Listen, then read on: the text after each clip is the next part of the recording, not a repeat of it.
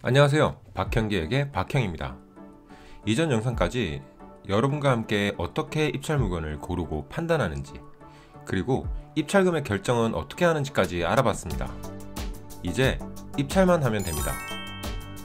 오늘은 입찰과 관련해서 입찰표 작성 방법과 주의사항에 대해 알아보겠습니다. 오늘은 중간중간 깨알 팁들이 몇 가지 있으니 영상을 처음부터 끝까지 시청하시면 도움이 되실 겁니다.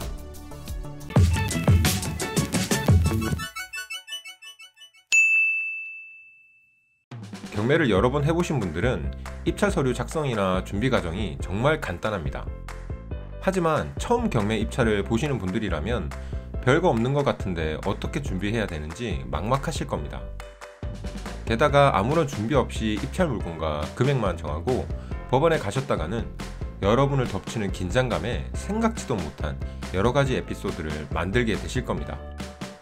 저도 첫 입찰 때 참 떨리고 어리버리했던 기억이 아직도 생생합니다.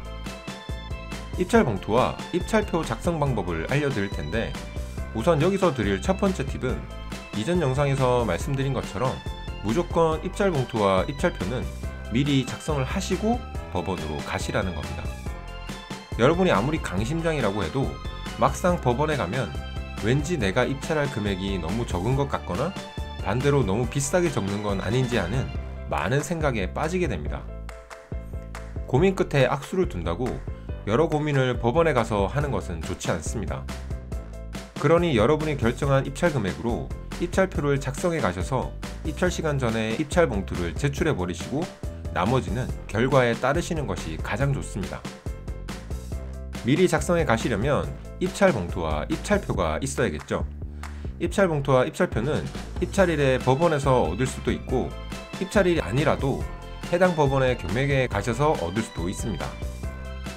인터넷에 양식이 있긴 하지만 그냥 입찰하실 해당 법원에서 받아오시는 게 좋습니다. 그리고 입찰 봉투를 달라고 할 때 많이 달라고 하면 뭔가 안 될 것 같고 해서 소심해지시는 분들이 많은데, 당당하게 달라고 하시면 됩니다. 저는 보통 가면 10부에서 15부 정도 받습니다.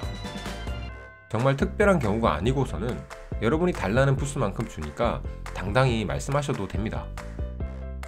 받아온 입찰 봉투를 열어보시면 이렇게 기일 입찰표와 위임장이 양면으로 있는 입찰표 한 장과 입찰 보증금 봉투가 있을 겁니다.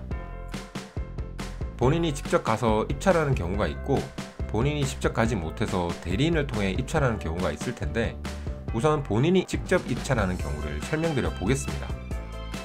입찰 봉투에는 입찰자의 본인의 성함을 적습니다. 옆에 외라고 되어 있는 건 공동 명의로 입찰도 가능하기 때문입니다. 공동 입찰이라면 외 1인과 같은 식으로 작성을 합니다. 그리고 뒷면에 사건 번호와 물건 번호를 적습니다. 물건 번호는 우리가 입찰 판단 때 봤던 물건처럼 같은 사건인데 부동산이 많은 경우 동일 사건을 나눠서 경매가 진행되면 사건 번호 끝에 가로로 숫자가 적혀 있는 경우가 있는데, 이 가로 안에 번호를 말하는 겁니다. 우리가 봤던 2019 타경 6664라면 이렇게 작성하시면 됩니다. 이렇게 작성하시면 입찰 봉투에 대한 작성은 끝이 났습니다. 그리고 입찰 보증금 봉투 앞면에도 사건 번호, 물건 번호, 입찰자 이름을 차례로 써줍니다. 다음은 가장 중요한 기일 입찰표 작성입니다. 맨 위에 매각기일에 입찰하는 날짜를 적어주시고, 사건 번호와 물건 번호를 적으시고, 입찰자란에 본인 옆에 성명, 주민등록번호, 전화번호, 주소를 기입합니다.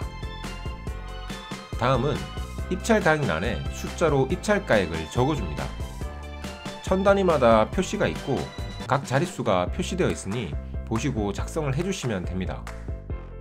그리고 보증금액은 여러분이 입찰하는 물건의 최저 매각 가격의 10%입니다. 가끔 재매각인 경우 20%인 경우가 있으니 기일 내역 등을 확인하셔서 미납돼서 다시 매각 기일이 잡힌 물건인지 확인하시면 됩니다.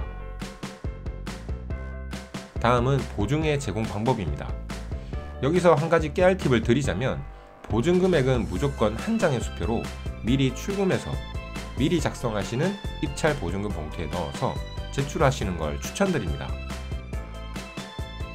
경매가 아주 빨리 진행되는데 혹시나 1,000원, 100원 등의 끝자리까지 현금으로 준비한 사람이 있으면 법원 직원분이 그걸 확인하느라 경매도 지체되고 직원분들 중에는 눈살을 찌푸리는 경우도 있으니 보증금은 웬만하면 수표로 준비하시는 게 좋습니다.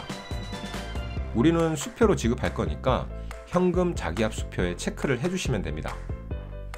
그리고 보증을 반환받았습니다 라고 되어 있는 부분, 여기도 깨알 팁을 드리자면 여기에는 도장은 찍지 마시고 이름을 적어둡니다. 여기는 나중에 낙찰받지 못해서 보증금을 돌려받게 되면 확인을 하는 곳인데 미리 이름을 적어두시면 나중에 도장만 찍고 나오시면 되니까 좀 편합니다. 사실 낙찰 못 받은 것도 아쉬운데 법원에서 1초라도 더 빨리 빠져나오고 싶어서 저는 미리 이름을 적어둡니다. 이렇게 하면 입찰표 작성은 끝났습니다. 여기서 이제 조금 전에 보신 보증을 반환받았습니다 부분만 제외하고 인이 적혀있는 부분에 모두 도장을 찍습니다. 그리고 입찰 보증금 봉투는 봉인 안 하셔도 되고 말씀드린 대로 입찰 보증 금액만큼 수표를 발급해서 넣고 그냥 접는 선만 접어서 입찰 봉투에 입찰표와 함께 넣으시면 됩니다. 입찰표와 입찰 보증금 봉투를 넣으셨으면 입찰 봉투에는 스테이플러 찍는 부분이 표시되어 있는데 그 부분에 스테이플러로 찍으시면 됩니다.